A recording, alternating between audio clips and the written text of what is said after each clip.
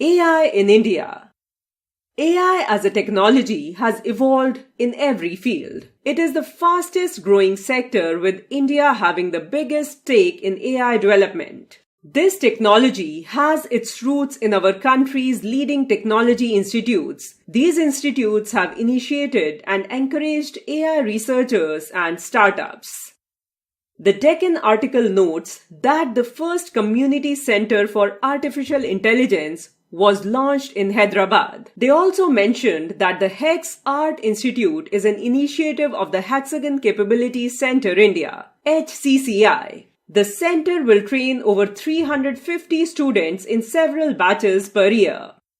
The favorable ecosystem, economy, and the vast pool of talent in India have brought many big companies of the world like Google, Microsoft, IBM, etc. to set up their research centers and AI labs in India.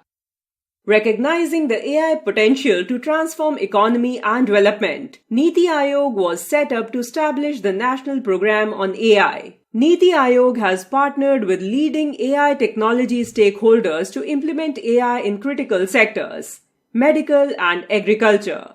This strategy is known as #AI for all, which implements the growth of AI at school level and go up till research.